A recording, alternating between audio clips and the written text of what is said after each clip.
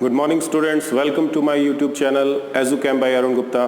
तो देखिए ये हमारा चैप्टर नंबर 9 को उपसहसंयोजक यौगिक यानी कोऑर्डिनेशन कंपाउंड का लेक्चर नंबर 2 है। इससे पहले लेक्चर नंबर 1 के अंदर हमने एकल लवण यानी सिंगल सॉल्ट, द्विक लवण यानी डबल सॉल्ट और संकुल लवण या उपसहसंयोजक यौगिक कॉम्प्लेक्स सॉल्ट यानी कोऑर्डिनेशन कंपाउंड के बारे में पढ़ा था। और अगर आपने ये वीडियो लेक्चर नहीं देखा है तो डिस्क्रिप्शन में आपको इसका लिंक मिलेगा, वहां से आप इस वीडियो लेक्चर को देख सकते हैं। देखिए इस वीडियो लेक्चर के अंदर एक तो हम बात करेंगे कि संकुल लवण जो होते हैं, कॉम्प्लेक्स सॉल्ट जो होते हैं, उनको उपसहसंयोजक यौगिक क्यों कहा जाता है, और एक हम लिगेंड क्या होती है, कितने टाइप की होती हैं, उनके क्या क्या एग्जाम्पल्स होते हैं, वो सब इस वीडियो लेक्चर में पूरी डिटेल में हम डिस्कस करेंगे। इस पूरे वीडियो लेक्चर का PDF फाइल का लिंक आपको डिस्क्रिप्शन में मिल जाएगा। पहले आप उसके जितने भी नोट्स हैं अपनी नोटबुक में नोट कीजिए और उसके बाद इस वीडियो लेक्चर को ध्यान से देखेंगे तो आपको एक एक बात ध्यान से समझ में आ जाएगी। और बोर्ड एग्जाम्स में आए हुए इस टॉपिक से रिलेटेड जितने भी क्वेश्चंस होंगे वो हम यहाँ पे डिस्कस करेंगे। तो चलिए स्टार्ट करते हैं। तो देखिए जैसा कि मैंने आपको लेक्चर नंबर 1 में बताया था, संकुल लवण यानी कॉम्प्लेक्स सॉल्ट क्या होते हैं इनके बारे में। तो संकुल लवण जैसे फॉर एग्जाम्पल हम एक कॉम्प्लेक्स सॉल्ट का एग्जाम्पल लेते हैं। ये कॉम्प्लेक्स सॉल्ट है CuNH3 4SO4। अब ये जो संकुल लवण है अगर हम इसे जल में डालेंगे तो जल में इस प्रकार से आयनित होगा। ब्रैकेट के बाहर मैंने आपको बताया था जो आयन होता है पहले आप उसे आयनित कीजिए। यहाँ पर है SO4 यानी सल्फेट, तो ये आयनित होकर देगा SO4-2 आयन, और उसके बाद ये ब्रैकेट वाला आयन यहाँ पे होगा CuNH3 4+2। यहाँ पे इस आयन को, जो ब्रैकेट वाला आयन होता है, इसे मैंने आपको पहले भी बता रखा है, इसको बोलते हैं संकुल आयन। क्या बोलते हैं इसको? संकुल आयन। और ये जो आयन है सल्फेट, ये यहाँ पे सरल आयन कहलाता है, सरल आयन। इस कॉम्प्लेक्स के बारे में आपको एक बात मैं बताना चाहूंगा कि अगर हम किसी Cu+2 आयन युक्त लवण, Cu+2 आयन युक्त सॉल्ट जैसे CuSO4 यानी कॉपर सल्फेट, इसके जलीय विलयन में अमोनियम हाइड्रोक्साइड या द्रव अमोनिया, L का मतलब लिक्विड अमोनिया, इसको जब हम इसमें मिलाते हैं तो क्या होता है? कॉपर सल्फेट के जलीय विलयन में Cu+2 आयन होता है और SO4-2 आयन होता है। तो ये कॉपर +2 आयन अमोनिया से जुड़ जाता है और अमोनिया से जुड़कर CuNH3 4+2 कॉम्प्लेक्स आयन बनाता है, जिससे ये सल्फेट आयन कंबाइन होके ये सॉल्ट बना देता है CuNH3 4SO4। अब ये एक संकुल लवण है जिसे हम उपसहसंयोजक यौगिक कहते हैं। संकुल लवण का मतलब है कॉम्प्लेक्स सॉल्ट, कॉम्प्लेक्स सॉल्ट। अब हम यहां पर यह बात करेंगे कि संकुल लवणों को उपसहसंयोजक यौगिक क्यों कहा जाता है। Why complex salts are known as coordination compound. अब ये जो कॉम्प्लेक्स है ये गहरे नीले रंग का होता है, गहरा नीला रंग होता है इसका, और इसका हम प्रैक्टिकल एक बार आपको करके मैं दिखाता हूं। ये जो रिएक्शन है, एक चैप्टर है हमारे P block element, P block के तत्व, उसके अंदर भी आती है। उसमें आपसे ये पूछा जाता है कि कॉपर आयन Cu+2 की द्रव अमोनिया, जिसे हम अमोनियम हाइड्रोक्साइड भी कह देते हैं क्योंकि पानी में घुली हुई अमोनिया गैस वही अमोनियम हाइड्रोक्साइड कहलाती है। तो ये इससे अभिक्रिया करके ये कॉम्प्लेक्स बनाता है जो कि गहरे नीले रंग का संकुल होता है। अगर आप इसका प्रैक्टिकल देखना चाहें तो ये मेरे पास यहाँ पे कॉपर सल्फेट है, इसको मैंने, इस कॉपर सल्फेट को इसमें निकाल रखा है। ये copper sulphate light blue colour का सॉल्ट है, जिसकी टेस्ट ट्यूब में मैंने, बॉइलिंग ट्यूब में पानी ले रखा है। इस पानी के अंदर मैंने ये कॉपर सल्फेट मिलाया और इसको इसके अंदर अच्छी तरह से ये डिसॉल्व कर लिया। तो ये कॉपर सल्फेट का जलीय विलयन है। अब इस कॉपर सल्फेट के जलीय विलयन के अंदर कौन सा आयन मौजूद है? Cu+2। ये Cu+2 आयन इस अमोनिया से अभिक्रिया करके ये कॉम्प्लेक्स बनाएगा और इस कॉम्प्लेक्स का कलर कैसा होता है, गहरा नीला। अब देखिए इसमें मैं मिलाने जा रहा हूँ लिक्विड अमोनिया। अभी मैंने आपको बताया था पानी में घुली हुई अमोनिया क्या कहलाती है, NH4OH अमोनियम हाइड्रोक्साइड। तो इस कॉपर सल्फेट के विलयन में हम इसको मिलाते हैं। ये देखिए ये आपके सामने मैं इसमें मिला रहा हूँ द्रव अमोनिया यानी NH4OH। तो मिलाने पर आप देखिए क्या होता है, सॉल्यूशन का कलर कैसा हो गया है, गहरा नीला। अब ये जो गहरा नीला रंग हो गया है जिसको इंग्लिश में हम बोलते हैं डीप ब्लू कलर, ये किस संकुल या कॉम्प्लेक्स के बनने के कारण हुआ है, इस कॉम्प्लेक्स के बनने के कारण, CuNH3,4SO4। अब देखिए हम यहाँ पर ये बात कर रहे हैं, ये डिस्कशन कर रहे हैं कि संकुल लवण जो होते हैं इन्हें उपसहसंयोजक यौगिक क्यों कहा जाता है। तो इसी कॉम्प्लेक्स के बेस पर इसे मैं आपको एक्सप्लेन करके बताता हूं।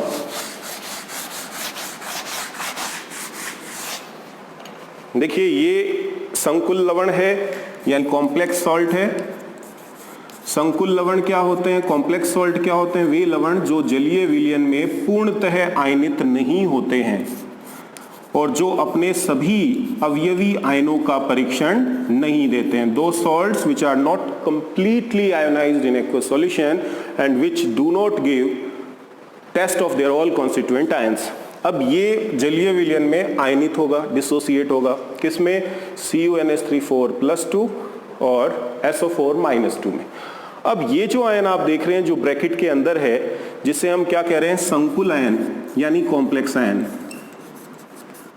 अब इस कॉम्प्लेक्स आयन के अंदर ये कॉपर आयन है Cu+2।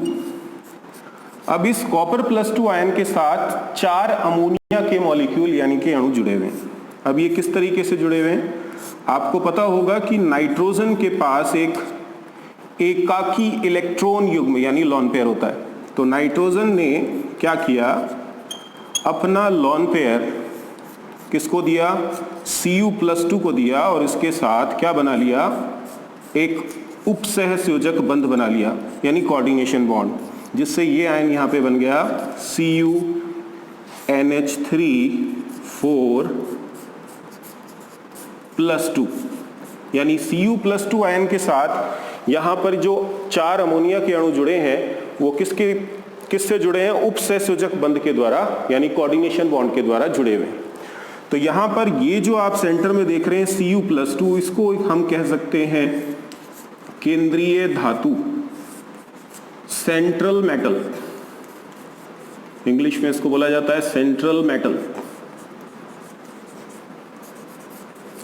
और यहां पर ये जो स्पीसीज है अमोनिया NH3 जो अपना लॉन पेयर डोनेट कर रही है कॉपर आयन को और लॉन पेयर देकर इसके साथ किस प्रकार का बंध बना रही है, उपसहसंयोजक बंध। उपसहसंयोजक बंध बनते समय, कोऑर्डिनेशन बॉन्ड बनते समय एक स्पीसीज होती है जो अपना लॉन पेयर डोनेट करती है जिसे हम डोनर बोलते हैं, यानी जो स्पीसीज अपना एकाकी इलेक्ट्रॉन युग्म प्रदान करती है उसे क्या कहा जाता है, दाता। अब यहां पर इन कंपाउंड्स में ये जो स्पीसीज है जो अपना लॉन पेयर डोनेट करती है इसे लिगेंड कहा जाता है। क्या कहा जाता है इसे, लिगेंड।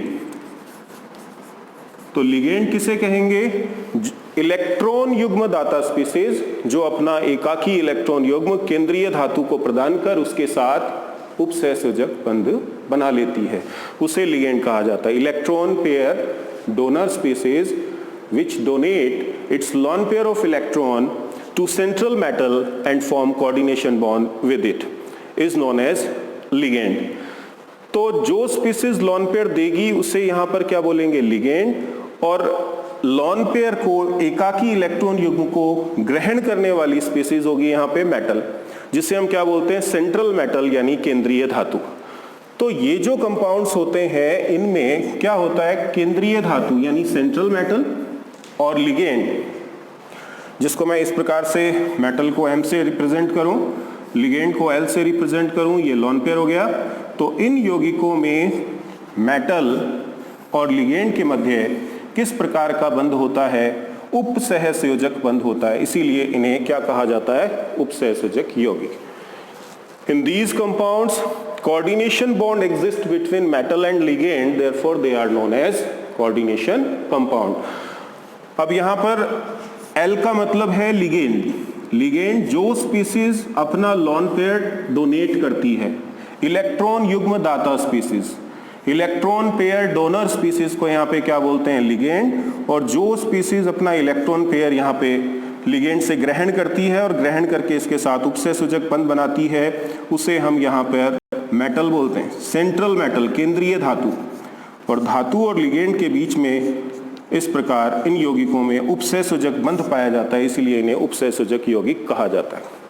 तो अगर आपसे पूछा जाए कि संकुल लवण उपसहसंयोजक यौगिक क्यों कहलाते हैं, तो आप कहेंगे कि क्योंकि इन यौगिकों में केंद्रीय धातु परमाणु या केंद्रीय धातु आयन व लिगेंड के मध्य उपसहसंयोजक बंध होता है, इसलिए इन्हें उपसहसंयोजक यौगिक कहा जाता है।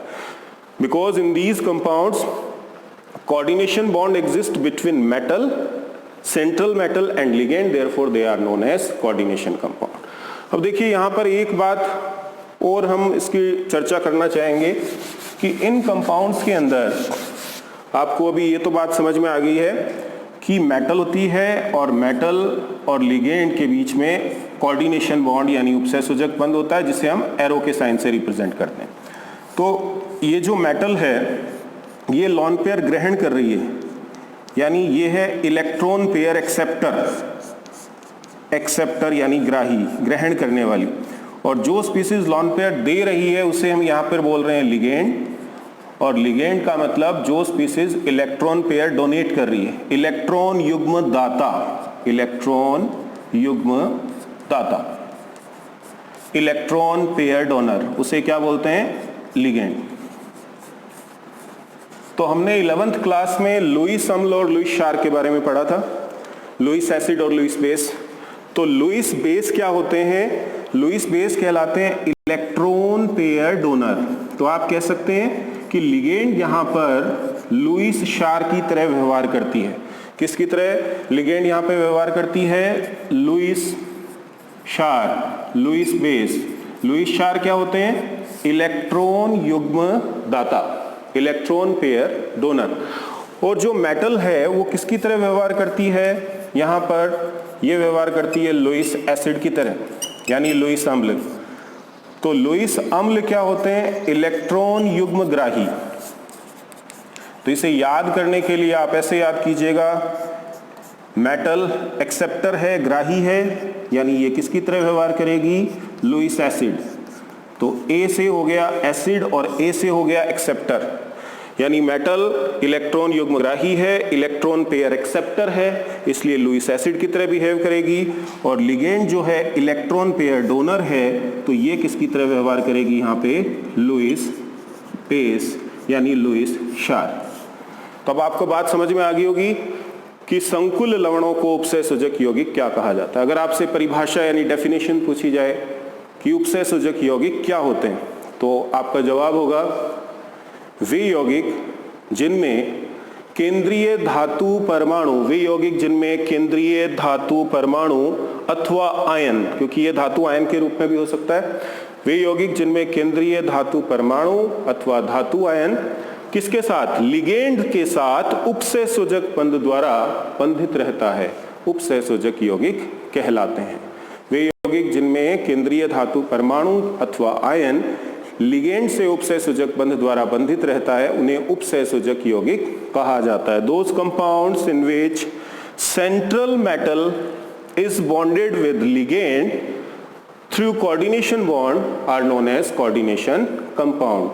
देखिए, उपसहसंयोजक बंध बनते समय एक स्पीसीज जो लॉन पेयर देती है, देने वाली स्पीसीज, उसको हम बोलते हैं इलेक्ट्रॉन युग्म दाता, इलेक्ट्रॉन पेयर डोनर, और डोनर को यहाँ पे हम बोलते हैं लिगेंड। और जो लॉन पेयर एक्सेप्ट करती है वो यहाँ पे सेंट्रल मेटल कहलाती है, और मेटल को यहाँ पर हम बोलते हैं लुईस एसिड। तो जो स्पीसीज लॉन पेयर दे रही है वो लिगेंड है, तो मेटल यहाँ पर जो होनी चाहिए, मेटल के पास इस लॉन पेयर को ग्रहण करने के लिए वैकेंट ऑर्बिटल्स यानी रिक्त कक्षकें होनी जरूरी है, क्योंकि हम जानते हैं कि एक ऑर्बिटल में, एक कक्षक में अधिकतम कितने इलेक्ट्रॉन हम भर सकते हैं, 2 इलेक्ट्रॉन्स। तो इसलिए मेटल के पास इस लोन पेयर को ग्रहण करने के लिए क्या होनी चाहिए, वैकेंट ऑर्बिटल यानी रिक्त कक्षक होनी जरूरी है, तभी ये इस लिगेंड से लोन पेयर लेके उपसय सूचक बंध बना पाएगी।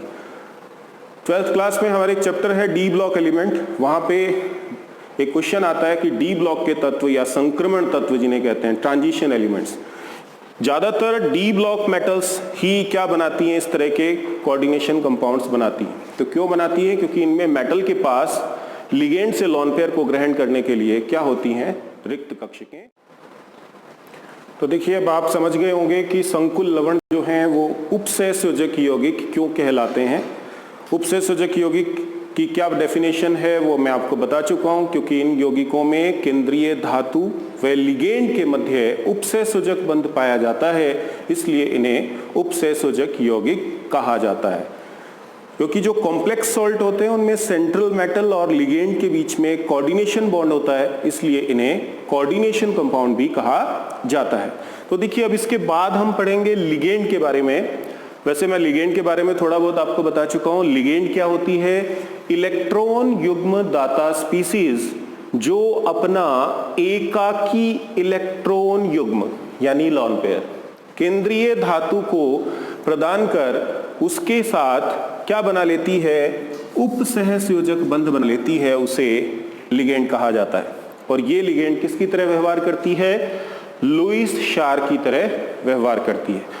तो लिगेंड किसे कहते हैं, electron pair donor species, electron pair donor species which donates its lone pair of electron to central metal and form coordination bond with it is known as ligand, and ligand behaves like Lewis base।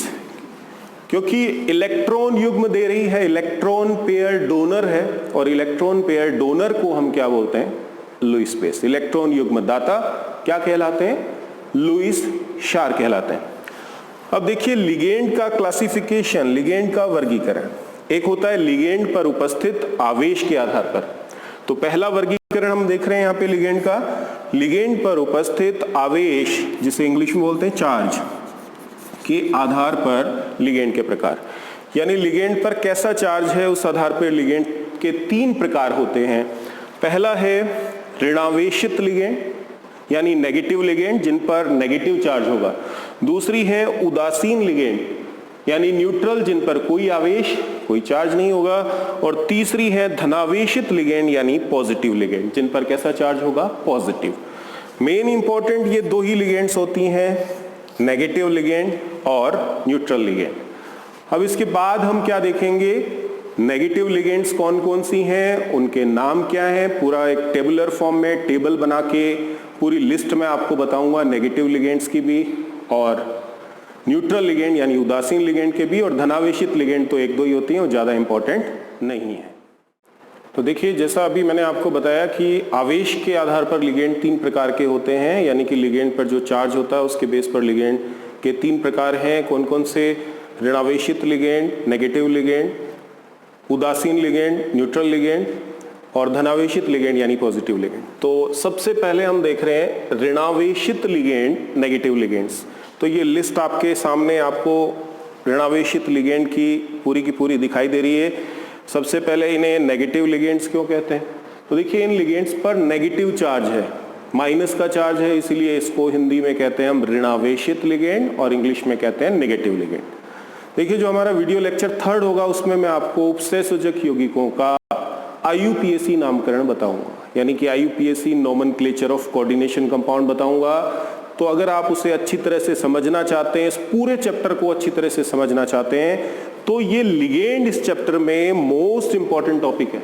आपको इन ligands के नाम, इनके फॉर्मूले और इनकी दंतुकता, denticity अच्छी तरह से याद करनी है। दंतुकता क्या होती है अभी हम 1 बाय 1 इसको डिस्कस करते जाएंगे। तो देखिए सबसे पहली नेगेटिव लिगेंड जो है उसका फॉर्मूला, सबसे पहला हमारा कॉलम लिखा है लिगेंड का रासायनिक सूत्र यानी केमिकल फॉर्मूला लिगेंड का क्या है। उसके बाद है लिगेंड का नाम यानी लिगेंड का नेम क्या है, और उसके बाद ये है डेंटिसिटी जिस पर पूरा डिटेल में हम डिस्कशन करेंगे कि इडेंटिसिटी का मतलब क्या होता है। सबसे पहली हमारी लिगेंड है जिसका फॉर्मूला है Cn-। क्या है? Cn-। इस लिगेंड को बोलते हैं साइनो, और ये किस प्रकार की लिगेंड है? उभय दंतुक, जिसे हिंदी में कहते हैं एम्बीडेंटेड, उभय दंतुक। अब देखिए उभय दंतुक लिगेंड क्या होती है। उभय दंतुक, इसको पूरी डिटेल में हम ये लिस्ट बताने के बाद आपको मैं एक्सप्लेन कर दूंगा, लेकिन अभी आप जानना चाहें तो आपको पता है कि लिगेंड जो होती है इन कंपाउंड्स में केंद्रीय धातु के साथ लिगेंड उपसहसंयोजक बंध द्वारा जुड़ी होती है। इलेक्ट्रॉन पेयर डोनेट करने वाली स्पीसीज को, इलेक्ट्रॉन युग्म देने वाली स्पीसीज को यहाँ पे हम क्या बोलते हैं? लिगेंड। तो देखिए ये जो लिगेंड है, कौन सी लिगेंड है? Cn-। तो इस लिगेंड में दो दाता परमाणु हैं, दो डोनर एटम है। कौन कौन से? एक ये कार्बन है और दूसरा ये नाइट्रोजन है। यहां पे मैं लिख देता हूं आपको, अगर ध्यान से अच्छी तरह से नहीं दिख रहा हो तो इसमें डोनर एटम कौन सा है? कार्बन और नाइट्रोजन। तो अगर लिगेंड का कौन सा donor atom carbon donor atom के रूप में काम करे, यानी कार्बन ने अपना इलेक्ट्रॉन पेयर इस मेटल को दिया और इसके साथ उपसहसंयोजक बंध बनाया, कोऑर्डिनेशन बॉन्ड बना लिया, तो हम इस लिगेंड को बोलते हैं साइनो और इसे लिखते हैं Cn-। लेकिन क्योंकि इस लिगेंड में नाइट्रोजन भी डोनर एटम है, तो अगर नाइट्रोजन ने अपना लॉन पेयर इसको डोनेट किया मेटल को, धातु को, और इसके साथ उपसहसंयोजक बंध बनाया, तो फिर हम इसे Nc- लिखते हैं और इसे क्या बोलते हैं? आइसोसाइनो। जैसे आप ऑर्गेनिक में फंक्शनल ग्रुप पढ़ते हैं, Cn का मतलब साइनाइड और Nc का मतलब आइसोसाइनाइड। तो यहाँ पर Cn- है, बस साइनाइड की जगह लिगेंड को साइनो बोलना है और Nc- को आइसोसाइनो। ज्यादातर जितनी भी नेगेटिव लिगेंड्स हैं, ऋणावेशित लिगेंड हैं, याद रखिएगा उनके नाम के पीछे O आपको सुनाई देगा या लिखा जाएगा। जैसे साइनो, CYANO, साइनो, O का साउंड आ रहा है। Nc-, isocyano, SCN-, thiocyanato. तो सब लिगेंड्स जो जितनी भी ऋणावेशित हैं, कोई एक दो लिगेंड्स कुछ अपवाद हो सकता है, एक्सेप्शन हो सकता है, तो उनमें O का साउंड आता है। तो मैं आपको ये समझा रहा था उभय दंतुक लिगेंड क्या होती हैं। तो वे लिगेंड जिनमें, जैसे आप साइनाइड देख रहे हैं, इसमें मैंने कहा कार्बन भी दाता परमाणु है, डोनर एटम है, और नाइट्रोजन भी डोनर एटम है, दोनों ही डोनर एटम। लेकिन एट ए टाइम, एक समय में, या तो कार्बन अपना लॉन पेयर डोनेट कर सकता है। इस लिगेंड में कार्बन भी डोनर है और नाइट्रोजन भी डोनर है, तो या तो कार्बन अपना लॉन पेयर मेटल को डोनेट करेगा या नाइट्रोजन अपना लॉन पेयर मेटल को डोनेट करेगा। दोनों एक साथ अपना लॉन पेयर नहीं दे सकते। तो वे लिगेंड जिनमें दाता परमाणुओं की संख्या 2 होती है, वे लिगेंड जिनमें दाता परमाणुओं की संख्या 2 होती है, जैसे यहाँ पर Cn में कार्बन भी और नाइट्रोजन भी, लेकिन जिनमें एक समय में एक दाता परमाणु ही केंद्रीय धातु के साथ उपसहसंयोजक बंध बना पाता है, उन्हें उभय दंतुक लिगेंड कहते हैं। बाकी डिटेल में हम इसके बारे में आगे बात कर लेंगे। और आपकी जानकारी के लिए बता दूं, इस बार जो राजस्थान बोर्ड का केमिस्ट्री का एग्जाम हुआ था 2020 में, उसमें क्वेश्चन पूछा गया था उभय दंतुक लिगेंड की परिभाषा लिखिए, डिफाइन एम्बीडेंटेड लिगेंड। तो उभय दंतुक लिगेंड क्या होती हैं? वे लिगेंड जिनमें दाता परमाणुओं की संख्या तो 2 होती है, किंतु जिनमें एक समय में एक परमाणु ही, लिगेंड का एक दाता परमाणु ही अपना एकाकी इलेक्ट्रॉन युग्म धातु को देकर उसके साथ उपसहसंयोजक बंध बना पाता है, तो उन्हें हम उभय दंतुक लिगेंड कहते हैं। जैसे Cn- और Nc- उभय दंतुक लिगेंड है। दोनों में डिफरेंस क्या है? इस लिगेंड में डोनर एटम है कार्बन और आइसोसाइनो में दाता परमाणु कौन है? नाइट्रोजन। यानी एम्बीडेंटेड लिगेंड्स क्या होती हैं? Those ligands in which 2 donor atoms are present but at a time only one donor atom can donate its lone pair of electron to central metal and can form coordination bond with it are known as ambidentate ligands. इसी प्रकार SCN- और NCS- ये भी उभयदंतुक ligand है। इस ligand में दाता परमाणु डोनर एटम है सल्फर और इस लिगेंड में डोनर एटम कौन है? नाइट्रोजन। बस इतना ही डिफरेंस है।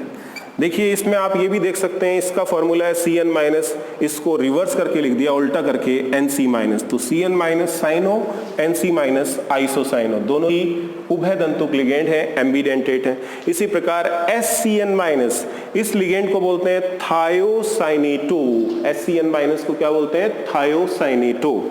और NCS-, इसको रिवर्स करके लिखा, देखिए NCS-, तो इसे हम बोलते हैं आइसोथायोसाइनेटो।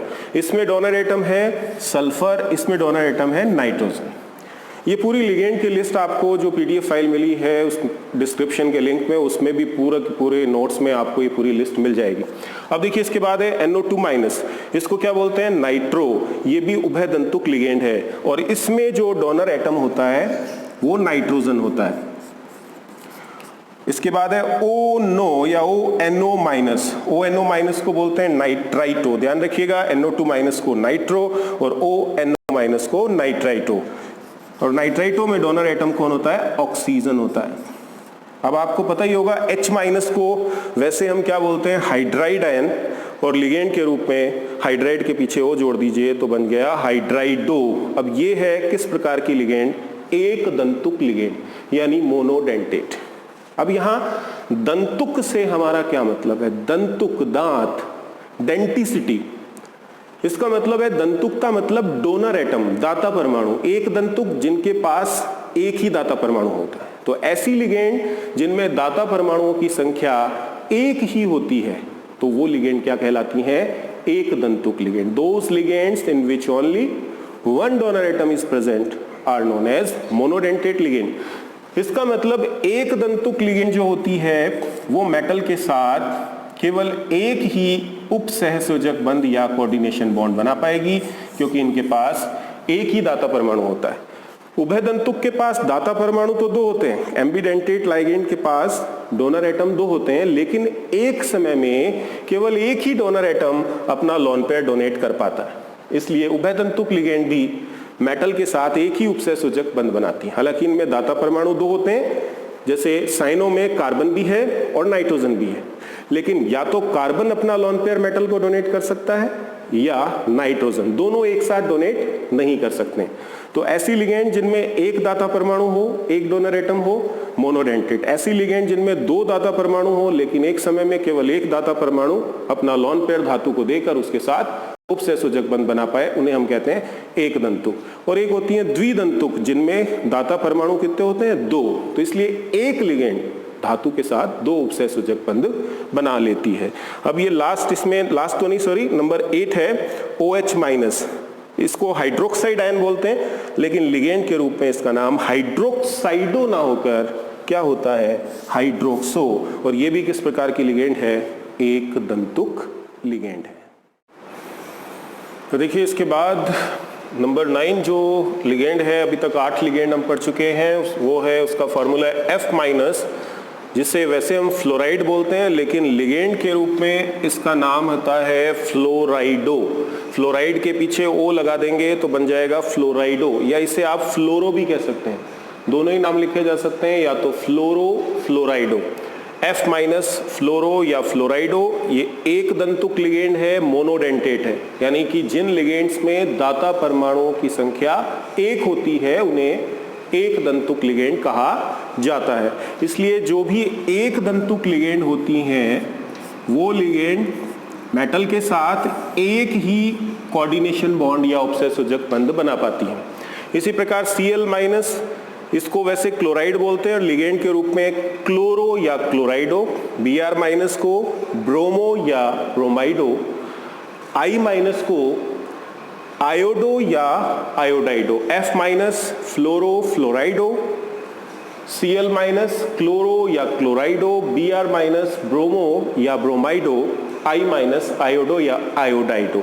अब देखिए नंबर 13 पे जो लिगेंड है जिसका फॉर्मूला है, इस पे मैंने 2 स्टार लगाए हैं, इसको अच्छी तरह से ध्यान रखिएगा, C5H5-, जिसका ये स्ट्रक्चर है, चक्रीय संरचना है, और इस कार्बन पे यहाँ पे नेगेटिव चार्ज होता है, और ये ऑर्गेनिक लिगेंड है, इसलिए इस लिगेंड के नाम में पीछे O नहीं आएगा। बाकी सभी लिगेंड्स के नाम के पीछे आपने O देखा, साइनो, आइसोसाइनो, थायोसाइनेटो, आइसोथायोसाइनेटो, फ्लोराइडो, क्लोराइडो, ब्रोमाइडो, आयोडाइडो, हाइड्राइडो, लेकिन इस लिगेंड का नाम है साइक्लोपेंटाडाइइनाइल। दोबारा सुनिए, साइक्लोपेंटाडाइइनाइल।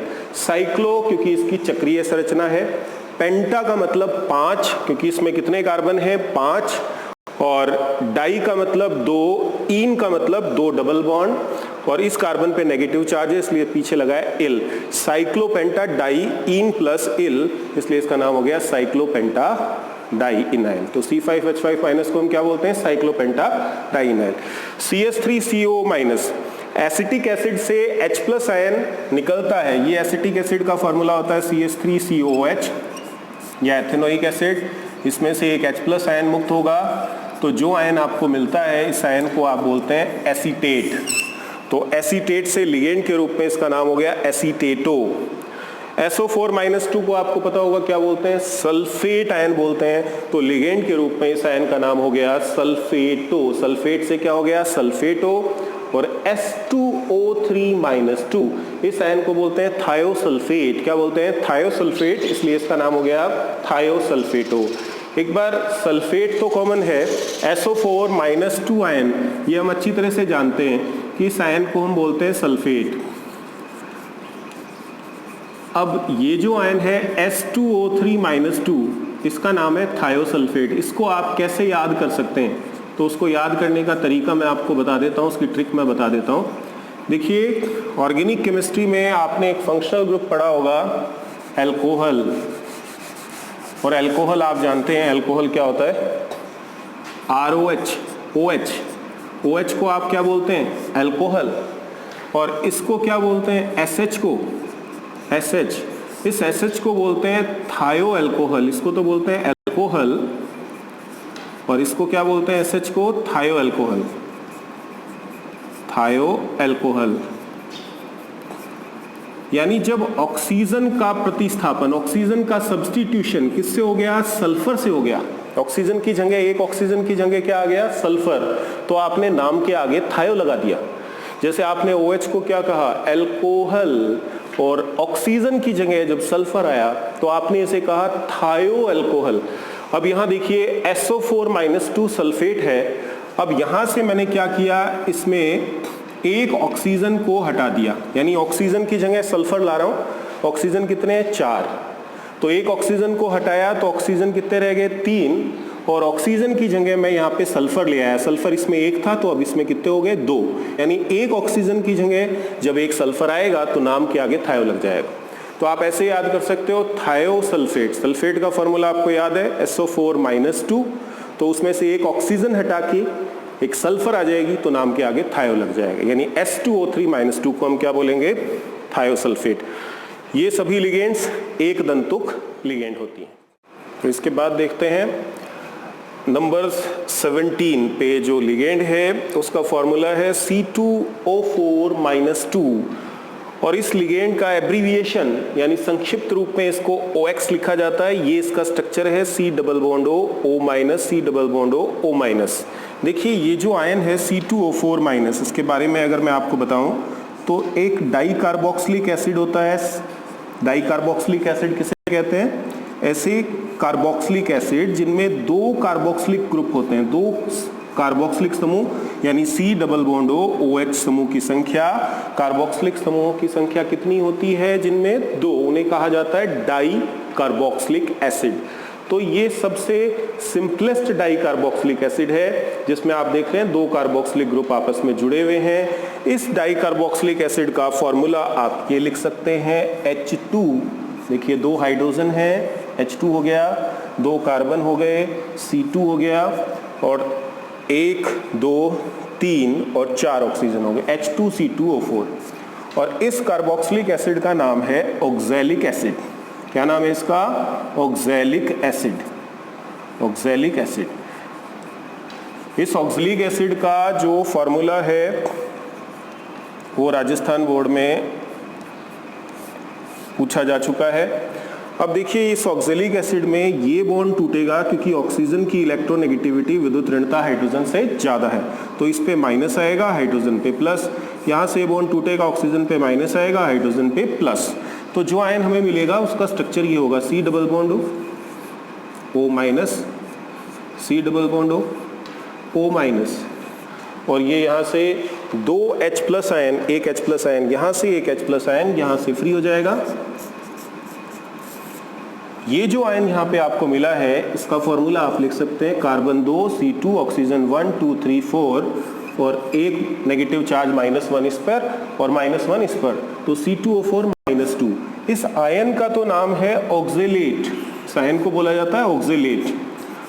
तो लिगेंड के रूप में, क्योंकि नेगेटिव लिगेंड है, पीछे O लग जाएगा, इसलिए हो गया ऑक्जेलेटो। अब देखिए पहली लिगेंड हमारे सामने आई है, इंपॉर्टेंट है, इसको अच्छी तरह से आप याद कर लीजिएगा। द्विदंतुक लिगेंड है ये, बाइडेंटेट लिगेंड। आरबीएससी 2019 के अंदर एक क्वेश्चन पूछा गया था कि द्विदंतुक लिगेंड का उदाहरण, एक उदाहरण लिखिए, give any one example of bidentate ligand. तो ये एग्जाम्पल है बाइडेंटेट लिगेंड का, ऑक्जेलेटो, द्विदंतुक लिगेंड। किसे कहते हैं द्विदंतुक लिगेंड? द्वि का मतलब दो, बाई का मतलब दो, और डेंटिसिटी का मतलब, दंतुकता मैंने आपको बताया, दाता परमाणु। तो ऐसी लिगेंड जिनमें दो दाता परमाणु होते हैं उन्हें द्विदंतुक लिगेंड कहा जाता है। Those ligands in which 2 donor atoms are present are known as bidentate ligand।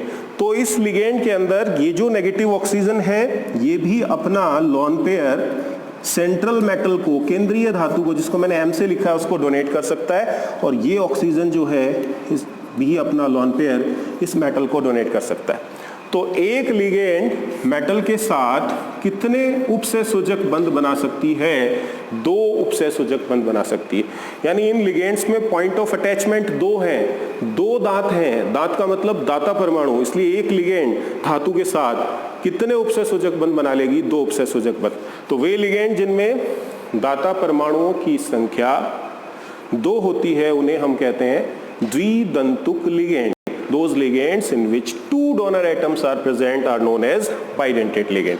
इसके बाद अगली जो लिगेंड है उसका एब्रीविएशन है, संक्षिप्त रूप है GLY। ये ग्लाइसिनेट आयन है, एक्चुअली ग्लाइसिनेट, और ग्लाइसिनेट आयन है, लिगेंड के रूप में आएगा तो इसे ग्लाइसिनेटो कहते हैं। ये भी किस प्रकार की लिगेंड है? द्विदंतुक लिगेंड। तो एक बार मैं आपको ये ग्लाइसिन और ग्लाइसिनेटो का कंसेप्ट समझा देता हूं कि ग्लाइसिन क्या होता है। एक एमिनो एसिड है और इसका स्ट्रक्चर आप कैसे याद कर सकते हो? आप सभी को एसिटिक एसिड का फॉर्मूला याद होगा, एथेनोइक एसिड, इथेनोइक एसिड। अब इसमें आप इस कार्बन से एक हाइड्रोजन को हटाइए, एक हाइड्रोजन हटेगा तो यहाँ हाइड्रोजन रह जाएंगे 2, एक वैलेंसी इसकी फ्री हो जाएगी कार्बन की, यहाँ पे आप NH2 ग्रुप जोड़ दीजिए। अब NH2 आपने जोड़ा तो इसी का कॉमन नेम है इस एमिनो एसिड का ग्लाइसिन। एमिनो एसिड्स क्या होते हैं? एसिड यानी कार्बोक्सिलिक एसिड, जिनमें ये ग्रुप पाया जाता है कार्बोक्सिलिक ग्रुप, उन्हें ऑर्गेनिक में हम एसिड बोलते हैं, कार्बोक्सिलिक एसिड। और क्योंकि इनमें ये ग्रुप है एमिनो ग्रुप, जिसे एमीन भी कहा जाता है, जिसका सफिक्स एमीन होता है, तो जिनमें NH2 ग्रुप होता है जिन कार्बोक्सिलिक एसिड्स में, उन्हें हम एमिनो एसिड बोलते हैं। तो ग्लाइसिन एक एमिनो एसिड है। अब इस ग्लाइसिन में से, क्योंकि कार्बोक्सिलिक एसिड है, एसिड H+ देगा एक्वस सॉल्यूशन में, तो ये बॉन्ड यहां से टूटेगा, इलेक्ट्रोनेगेटिविटी ऑक्सीजन की ज्यादा है तो ऑक्सीजन पे माइनस आएगा, हाइड्रोजन पे प्लस आएगा। यानी जिसकी विद्युत ऋणता अधिक है ऑक्सीजन की, उस पे माइनस, हाइड्रोजन पे प्लस। तो ये आयन आपको यहाँ पे मिलेगा NH2CH2, NH2CH2, आगे C double bond O, C double bond O, और इस ऑक्सीजन पे नेगेटिव चार्ज होगा, ये H+ फ्री हो जाएगा। तो ग्लाइसिन में से H+ आयन निकलने पे जो आयन बनता है, इस आयन को हम बोलते हैं ग्लाइसिनेट।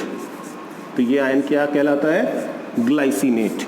और यही अगर लिगेंड के रूप में हो तो इसे हम बोलते हैं ग्लाइसिनेटो। इसमें ये नाइट्रोजन भी दाता परमाणु की तरह कार्य करता है और ये ऑक्सीजन भी दाता परमाणु की तरह कार्य करता है। यानी नाइट्रोजन भी अपना लॉन पेयर सेंट्रल मेटल केंद्रीय धातु को देगा और उसके साथ कोऑर्डिनेशन बॉन्ड बना लेगा, और ये ऑक्सीजन भी अपना लॉन पेयर डोनेट करके इस मेटल के साथ कोऑर्डिनेशन बॉन्ड बना लेगा। तो इसीलिए ये किस प्रकार की लिगेंड है? ये भी द्विदंतुक लिगेंड है। अब लास्ट है नेगेटिव लिगेंड में O-2, इस आयन का नाम सभी को पता होगा ऑक्साइड, लेकिन अगर ये लिगेंड के रूप में आएगा तो इसे हम कहते हैं ऑक्सो। और ये किस प्रकार की लिगेंड है? एक दंतुक लिगेंड है, क्योंकि इसमें दाता परमाणु केवल एक होता है। नेगेटिव लिगेंड्स यानी ऋणावेशित लिगेंड पढ़ने के बाद अब हम इसके बाद देखेंगे उदासीन लिगेंड यानी न्यूट्रल लिगेंड। उदासीन लिगेंड या न्यूट्रल लिगेंड्स। तो उदासीन लिगेंड या न्यूट्रल लिगेंड्स किसे कहा जाता है? वे लिगेंड्स जिन पर कोई आवेश नहीं होता है, तो उन्हें हम कहते हैं उदासीन लिगेंड। जैसा इसके नाम से ही स्पष्ट हो रहा है, उदासीन मतलब ऐसी लिगेंड जिन पर कोई आवेश नहीं होता है, उन्हें उदासीन लिगेंड कहा जाता है। That means those ligands in which there is no charge, and these type of ligands are known as neutral ligands. तो इन लिगेंड्स के जो एग्जाम्पल्स हैं, तो इसमें देखिए ये टेबल जो मैंने बना रखी है, इसमें सबसे पहला कॉलम है लिगेंड का रासायनिक सूत्र यानी केमिकल फॉर्मूला ऑफ लिगेंड। दूसरा जो कॉलम है वो है लिगेंड का नाम यानी नेम ऑफ लिगेंड। और तीसरा जो कॉलम है उसमें लिखा है दंतुकता यानी डेंटिसिटी। दंतुकता क्या होती है वो मैं आपको इसी वीडियो लेक्चर में समझा चुका हूं। तो सबसे पहले जो लिगेंड है न्यूट्रल लिगेंड्स, ये जितनी भी लिगेंड्स होती हैं उदासीन लिगेंड, ये सभी क्या होते हैं? या तो कोई यौगिक होता है, कंपाउंड होता है, या कोई मॉलिक्यूल या अणु होता है। तो सबसे पहली लिगेंड है इसमें H2O।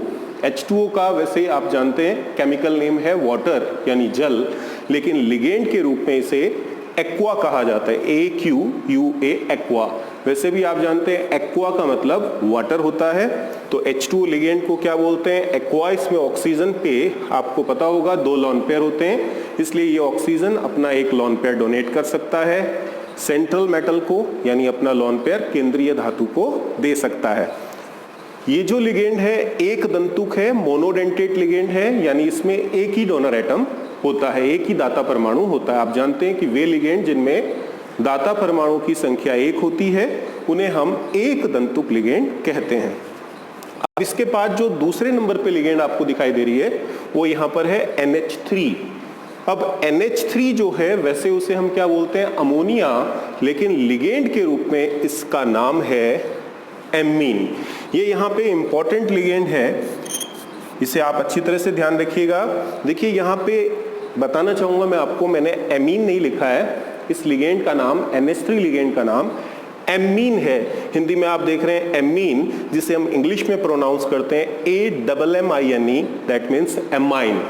एमीन नहीं है, क्योंकि एमीन जो है ऑर्गेनिक केमिस्ट्री में हमारा ये जो फंक्शनल ग्रुप है NH2, इसे हम एमीन बोलते हैं, एमीन, या इंग्लिश में इसकी स्पेलिंग होती है AMINE।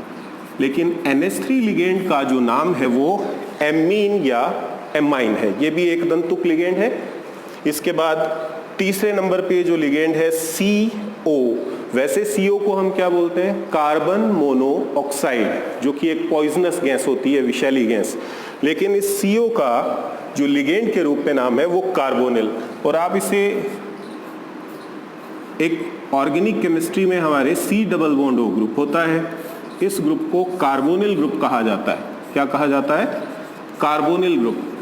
तो यहां से आप याद कर सकते हैं कि कार्बन मोनोऑक्साइड CO को हम लिगेंड के रूप में कार्बोनिल बोलेंगे। जैसे ऑर्गेनिक में C double bond O group जो होता है उसे हम क्या बोलते हैं? कार्बोनिल ग्रुप बोलते हैं।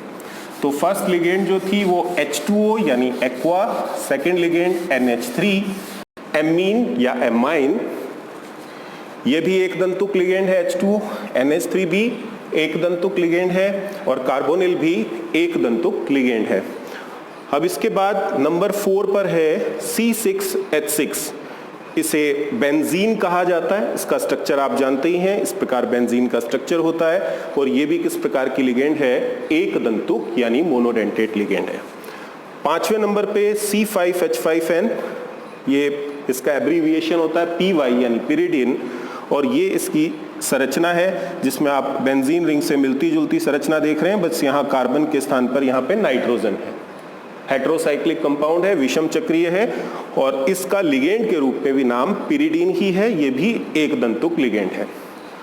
अब यहाँ उदासीन लिगेंड में ये जो 6 नंबर लिगेंड है जिसपे मैंने डबल राइट कर रखा है, डबल स्टार भी लगा रखा है, तो इस लिगेंड को विशेष रूप से ध्यान रखिए, काफी इंपॉर्टेंट है, CH2NH2 CH2NH2। अब देखिए इस लिगेंड के दो नाम हैं, एक नाम इस लिगेंड का है एथिलीन डाई एमीन। अब देखिए यहां पर एमीन लिखा गया है, एमीन AMINE यानी एमीन, क्योंकि यहां आप इस लिगेंड में देख रहे हैं आपको ये NH2 फंक्शनल ग्रुप दिखाई दे रहा है, ये देखिए यहाँ पे ये NH2 आपको दिखाई दे रहा है, और इस NH2 को ऑर्गेनिक केमिस्ट्री में एमीन कहा जाता है। इसलिए इस लिगेंड का एक नाम हुआ, 2 कार्बन है इसमें, इसलिए एथिलीन डाई एमीन। डाई का मतलब 2 और 2 NH2 ग्रुप आपको इसमें दिखाई दे रहे हैं, देखिए आप देख सकते हैं, एक NH2 ये रहा, एक NH2 ये रहा, इसलिए इसे कहते हैं एथिलीन डाई एमीन। और अगर हम इसका IUPAC नाम लिखें तो नंबरिंग आप कहीं से भी कर सकते हैं, 1 और ये 2, 2 कार्बन की एल्केन को बोलते हैं एथेन, तो ये एथेन लिखा हमने, 1 2 क्योंकि एक NH2 group first number carbon से जुड़ा है और दूसरा NH2 ग्रुप दूसरे नंबर कार्बन से जुड़ा है, और कितने एमीन है, 2, इसलिए एथेन 1 2 डाई एमीन। 2 कार्बन, इसलिए 2 कार्बन की एल्केन हो गई एथेन, और NH2 ग्रुप एक नंबर कार्बन से जुड़ा है और दूसरा 2 नंबर कार्बन से जुड़ा है, इसलिए इसका नाम हुआ एथेन 1 2 डाईएमीन, इथाइलिन डाईएमीन या एथेन 1 2 डाईएमीन। तो देखिए इन दोनों में कंफ्यूज नहीं होना है आपको, NH3 के और CH2NH2 CH2NH2, इसका एब्रीविएशन लिखा जाता है स्मॉल ई स्मॉल एन, संक्षिप्त रूप में इस लिगेंड को इसी प्रकार लिखते हैं। तो कहीं अगर इसका फॉर्मूला है इस तरीके से इसको लिखा जाए EN के रूप में, तो आप ये समझिएगा कौन सी लिगेंड है, CH2NH2 CH2NH2, एथिलीन डाईएमीन या एथेन 1 2 डाई एमीन। जबकि NH3 को हम क्या बोलते हैं, एमीन या एमाइन, ठीक है, जबकि इसको बोलते हैं एथिलीन डाई एमीन, क्योंकि इसमें NH2 क्रियात्मक समूह है जो ऑर्गेनिक केमिस्ट्री में एमीन कहलाता है। तो इन दोनों में कंफ्यूजन आपको नहीं रखना है। NH3 को क्या बोलेंगे आप, क्या बोलेंगे, एमीन या एमाइन, और CH2NH2 CH2NH2 को बोलेंगे एथिलीन डाईएमीन या एथेन 1 2 डाईएमीन। अब देखिए ये लिगेंड द्विदंतुक लिगेंड है। उदासीन लिगेंड में एक ही लिगेंड हमें ध्यान रखनी है, CH2NH2 CH2NH2 एथिलीन डाईमीन। किस प्रकार की लिगेंड है, द्विदंतुक, बाइडेंटेट लिगेंड है ये। द्विदंतुक लिगेंड क्या होती हैं, वे लिगेंड जिनमें दाता परमाणुओं की संख्या 2 होती है, उन्हें क्या कहा जाता है, द्विदंतुक ligand. Those ligands in which 2 donor atoms are present are known as bidentate ligand. तो इसलिए ये जो लिगेंड है इसमें ये नाइट्रोजन और ये नाइट्रोजन, या मैं आपको बोर्ड पे यहां पे दिखाता हूं, समझाता हूं। ये एथिलीन डाईमीन लिगेंड है, CH2NH2 CH2NH2, एथिलीन डाईएमीन या एथेन, 2 कार्बन एथेन 1 2 डाईएमीन। इसमें नाइट्रोजन, इसके पास भी लॉन पेयर है, इसके पास भी लॉन पेयर है, तो ये नाइट्रोजन भी सेंट्रल मेटल यानी केंद्रीय धातु को, जिसको मैंने मेटल M से लिखा है, अपना लॉन पेयर प्रदान करके, डोनेट करके इसके साथ उपसहसंयोजक बंध बना सकता है, कोऑर्डिनेशन बॉन्ड बना सकता है, और ये नाइट्रोजन भी अपना लॉन पेयर इस केंद्रीय धातु को, सेंट्रल मेटल को देकर इसके साथ उपसहसंयोजक बंध बना सकता है। तो एक लिगेंड में 2 डोनर एटम, एक ये नाइट्रोजन और एक ये नाइट्रोजन, यानी 2 दाता परमाणु हैं, इसलिए इस लिगेंड को द्विदंतुक लिगेंड कहा जाता है। तो उदासीन लिगेंड में एथिलीन डाईमीन एक द्विदंतुक लिगेंड है। अब देखिए इसके बाद नंबर 7 PH3, जिसे हम बोलते हैं फॉस्फीन, और ये भी किस प्रकार की लिगेंड है, एक दंतुक लिगेंड। आपको पता ही होगा फॉस्फीन एक विषैली गैस भी होती है। तो देखिए ऋणावेशित लिगेंड हम पहले पढ़ चुके हैं, उनके एग्जाम्पल्स। इसके बाद हमने उदासीन लिगेंड्स देखी। अब बच जाती हैं धनावेशित लिगेंड। तो देखिए धनावेशित लिगेंड्स में ज़्यादा लिगेंड्स नहीं है, बस 1-2 लिगेंड्स हैं जो आपको ध्यान रखनी है। तो वो लिगेंड्स मैं आपको बता देता हूँ। तो उसमें सबसे पहले जो है नंबर 1 धनावेशित लिगेंड। तो धनावेशित लिगेंड्स क्या होती हैं, ऐसी लिगेंड्स जिन पर धनावेश होता है, पॉजिटिव चार्ज होता है, तो उन्हें क्या कहा जाता है? धनावेशित ligand, positive ligands, positive ligands. अब इसमें सबसे इंपॉर्टेंट जो लिगेंड है वो है NO+, और इस लिगेंड का नाम है नाइट्रोसिलियम, और ये जो नाइट्रोसिलियम है ये एक दंतुक लिगेंड है, मोनोडेंटेट लिगेंड है, एक दंतुक यानी मोनोडेंटेट। तो बस इसमें आप एक इसी लिगेंड को ध्यान रखिए, NO+, जो कि धनावेशित लिगेंड होती है। तो देखिए इसके बाद हम देखते हैं लिगेंड का दाता परमाणुओं की संख्या के आधार पर वर्गीकरण। दाता परमाणुओं की संख्या के आधार पर लिगेंड को कितने प्रकारों में बांटा जा सकता है? That means classification of ligands on the basis of donor atoms. तो देखिए दाता परमाणु की संख्या के आधार पर लिगेंड 4 प्रकार की होती है। नंबर 1 एक दंतुक लिगेंड यानी मोनोडेंटेट लिगेंड।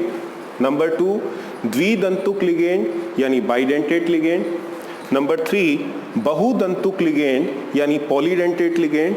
और नंबर 4 उभय दंतुक लिगेंड यानी एम्बीडेंटेट लिगेंड। तो लिगेंड में डोनर एटम्स कितने हैं, दाता परमाणु कितने हैं, उस आधार पर लिगेंड कितने प्रकार होते हैं? लिगेंड्स के 4 प्रकार। एक दंतुक मोनोडेंटेट, द्विदंतुक बाइडेंटेट, अगर डोनर एटम 2 से ज्यादा है तो बहुदंतुक यानी पॉलीडेंटेट, और चौथा जो प्रकार है वो उभय दंतुक लिगेंड। हालांकि इनके बारे में मैंने आपको इसी वीडियो लेक्चर में थोड़ा बहुत एक्सप्लेनेशन दिया है, पर अब मैं आपको डिटेल में इनके बारे में बता देता हूं। तो देखिए सबसे पहले एक दंतुक लिगेंड, यहां डेंटिसिटी यानी दंतुकता से मतलब याद रखें डोनर एटम है। एक दंतुक जिनके पास एक दांत हो, मतलब एक दाता परमाणु हो, उन्हें आप एक दंतुक कहेंगे। मोनोडेंटेट, मोनो का मतलब सिंगल, और दांत का मतलब, डेंटिसिटी का मतलब डोनर एटम। इंग्लिश में तो डी से डेंटिसिटी है और डी से ही डोनर एटम है, दाता परमाणु है।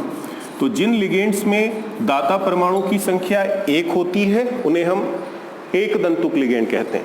जिन लिगेंड्स में बाई का मतलब होता है 2, डोनर एटम्स 2 होते हैं, उन्हें बाइडेंटेट लिगेंड कहते हैं। वे लिगेंड, हिंदी में द्वि का मतलब 2 है, तो जिनमें दाता परमाणु की संख्या 2 होती है उन्हें द्विदंतुक लिगेंड कहा जाता है।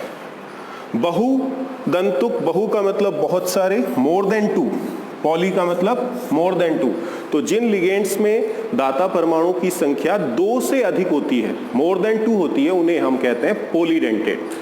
Those ligands in which more than 2 donor atoms are present are known as polydentate ligands. Ambidentate क्या होती है? उभय दंतुक। वे लिगेंड जिनमें दाता परमाणुओं की संख्या 2 होती है, वे लिगेंड जिनमें दाता परमाणुओं की संख्या तो कितनी होती है? डोनर एटम्स यानी दाता परमाणु, दाता परमाणु की संख्या 2 होती है। डोनर एटम तो 2 होते हैं, लेकिन जिनमें एक समय में एक दाता परमाणु ही केंद्रीय धातु को अपना लोन पेयर देकर उसके साथ उपसहसंयोजक बंध बना पाता है, उन्हें हम उभय दंतुक लिगेंड कहते हैं। यानी डोनर एटम 2 हैं, 2 दांत हैं, लेकिन दोनों दांत एक साथ नहीं चलेंगे। दोनों डोनर एटम अपना लोन पेयर मेटल को डोनेट नहीं कर सकते। अगर कर दें तो उसे हम द्विदंतुक लिगेंड कहेंगे। तो या तो एक दांत यानी एक डोनर एटम, एक दाता परमाणु अपना लोन पेयर केंद्रीय धातु को देगा और उसके साथ उपसहसंयोजक बंध बना लेगा। यानी एक डोनर एटम अपना लोन पेयर डोनेट करेगा सेंट्रल मेटल को और उसके साथ कोऑर्डिनेशन बॉन्ड बनाएगा। या तो ये या ये, डोनर एटम 2 हैं, लेकिन एक समय में केवल एक दाता परमाणु ही अपना लोन पेयर केंद्रीय धातु को प्रदान कर उसके साथ उपसहसंयोजक बंध बना पाता है। अब देखते हैं सबसे पहले एक दंतुक लिगेंड्स के कुछ एग्जाम्पल। वैसे मैंने आपको पूरी लिस्ट बता रखी है, उस लिस्ट में आप देख सकते हैं ज्यादातर लिगेंड्स क्या होती हैं? मोनोडेंटेट होती हैं।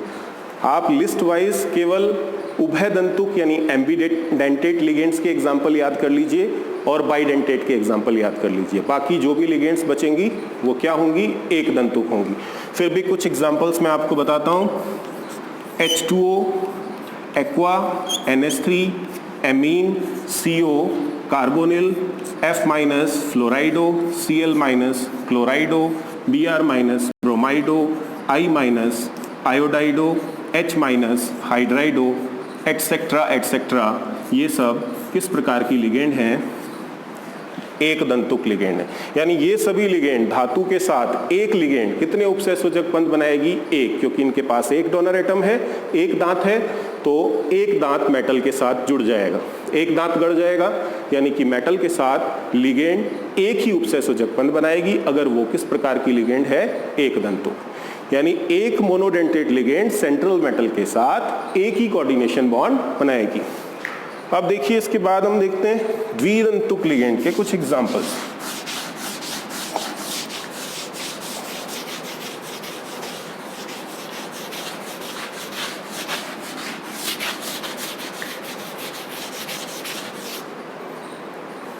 नंबर 2, द्विदंतुक लिगेंड।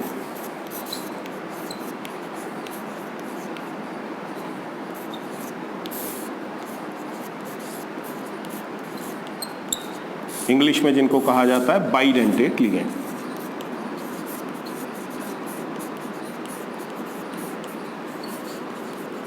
तो देखिए द्विदंतुक लिगेंड में सबसे पहला एग्जाम्पल इस लिगेंड का है जिसका स्ट्रक्चर ये होता है C डबल बॉन्ड O,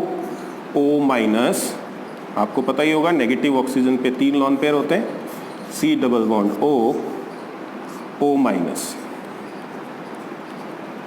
अब इस लिगेंड में दोनों नेगेटिव ऑक्सीजन डोनर एटम है।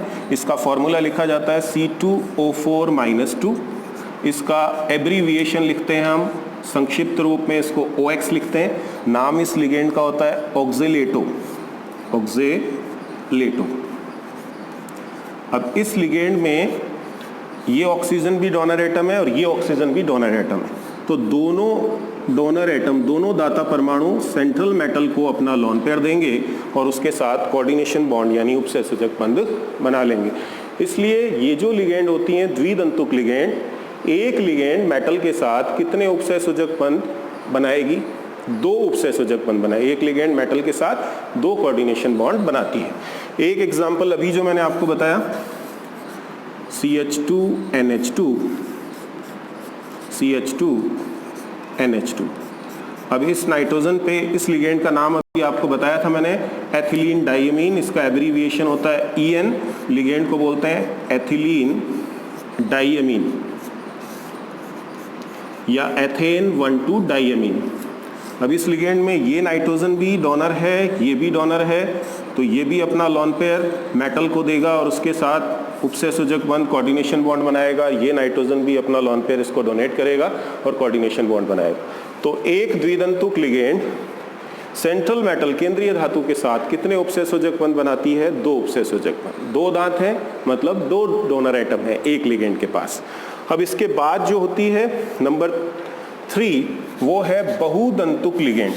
अब जैसा नाम से ही क्लियर है, बहुदंतुक, बहु का मतलब बहुत सारे, यानी ऐसी लिगेंड्स जिसमें दाता परमाणुओं की संख्या 2 से अधिक होती है तो उन्हें क्या कहा जाता है, बहुदंतुक लिगेंड कहा जाता है।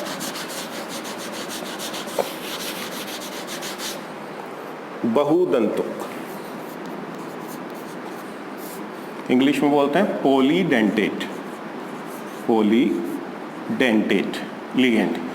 अब क्या होती हैं वे लिगेंड जिनमें दाता परमाणुओं की संख्या 2 से अधिक होती है, उन्हें बहुदंतुक कहा जाता है। इसका एक एग्जाम्पल है, वो ये है EDTA। लिगेंड का नाम है, फुल फॉर्म है E फॉर एथिलीन डाइएमीन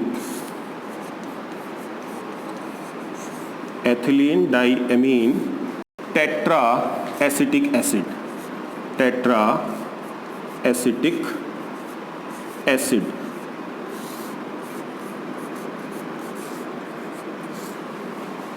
देखिए एथिलीन E से हो गया एथिलीन, D से डाइएमीन, T से टेट्रा और A से acetic acid. Ethylene diamine tetra acetic acid. तो इसका नाम आप ध्यान रखिएगा, ethylene diamine tetra acetic acid. तो इसका स्ट्रक्चर आपको याद रखने में आसानी होगी अगर आप इसका नाम अच्छी तरह से याद रखें। तो इसका नाम है ethylene diamine tetra acetic acid. अब स्ट्रक्चर कैसे याद रखना है वो मैं आपको बताता हूँ। सबसे पहले एथिलीन डाइअमीन का स्ट्रक्चर बनाएं। तो देखिए एथिलीन डाइअमीन का स्ट्रक्चर होता है CH2, यहाँ पे जुड़ा हुआ है NH2 और यहाँ पे जुड़ा हुआ है इस तरफ भी NH2। इस लिगेंड को क्या बोलते हैं? एथिलीन डाइअमीन। तो ये एथिलीन डाइअमीन होगी। टेट्रा का मतलब क्या है? 4। और एसिटिक एसिड का स्ट्रक्चर आप जानते होंगे। एसिटिक एसिड का ये स्ट्रक्चर होता है CH3 C double bond O OH।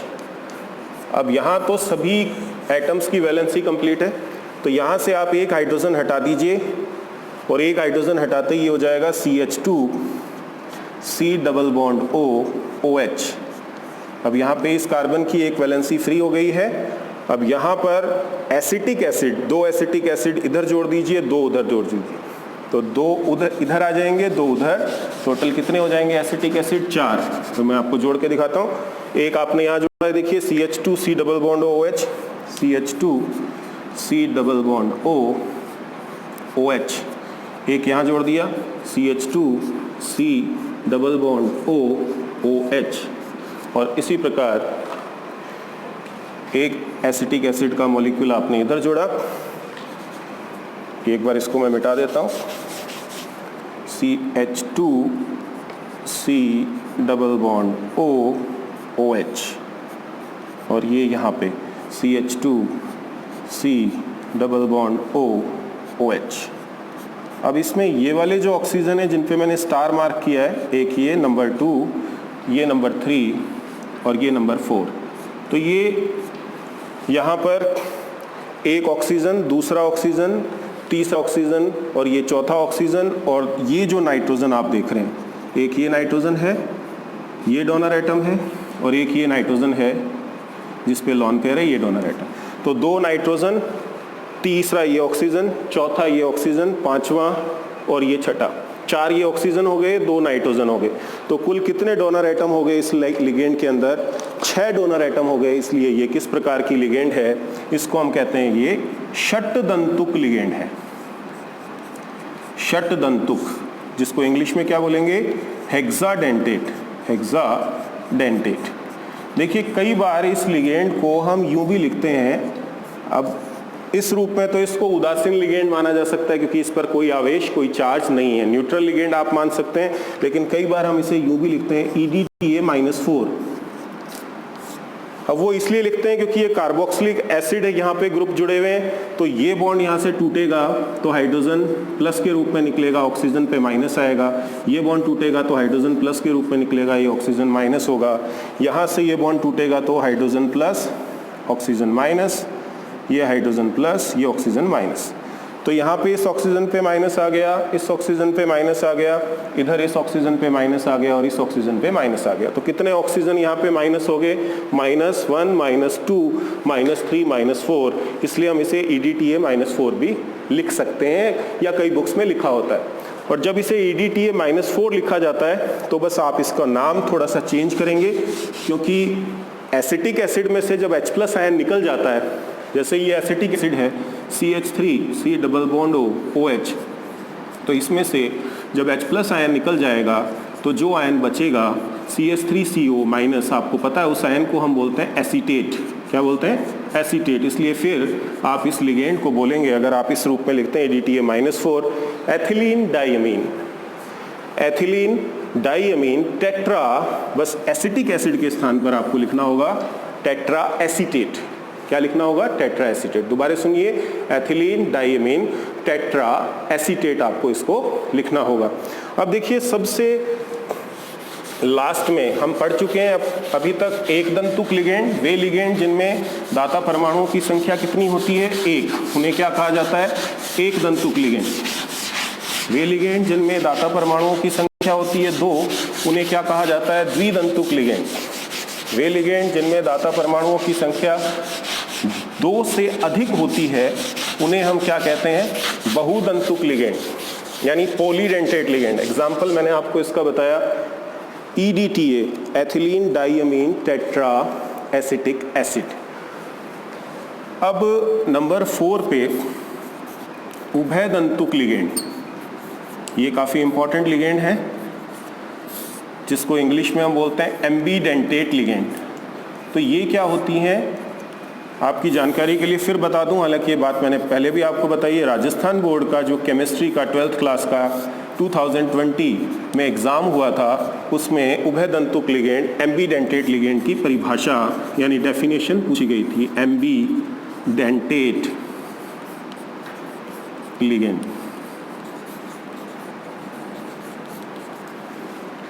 तो उभयदंतुक लिगेंड किसे कहते हैं? वे लिगेंड जिनमें दाता परमाणुओं की संख्या 2 होती है, किंतु वे लिगेंड जिनमें दाता परमाणुओं की संख्या 2 होती है, दो डोनर एटम होते हैं, किंतु एक समय में केवल एक दाता परमाणु केंद्रीय धातु को अपना लॉन पेयर प्रदान कर उसके साथ उपसहसंयोजक बंध बना पाता है, उन्हें हम कहते हैं उभयदंतुक लिगेंड। अब इसके एग्जाम्पल देखिए, पहला एग्जाम्पल है CN-।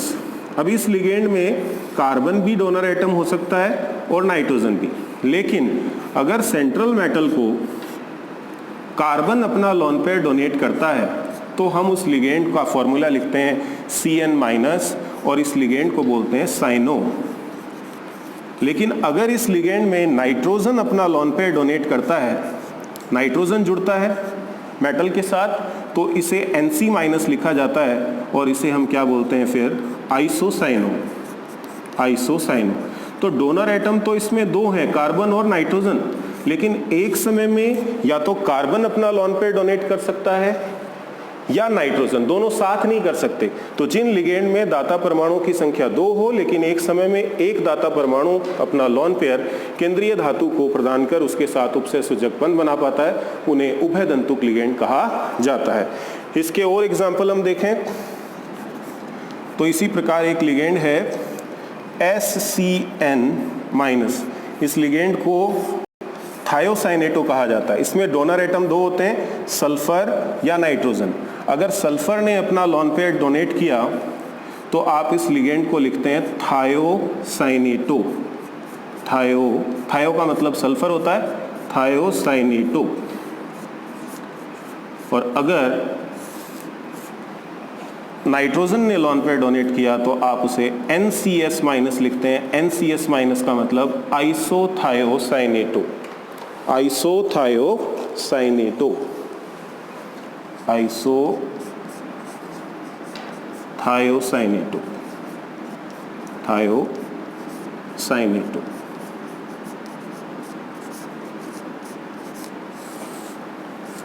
इसी प्रकार ये लिगेंड है NO2-। इसमें डोनर एटम 2 हैं, नाइट्रोजन और ऑक्सीजन।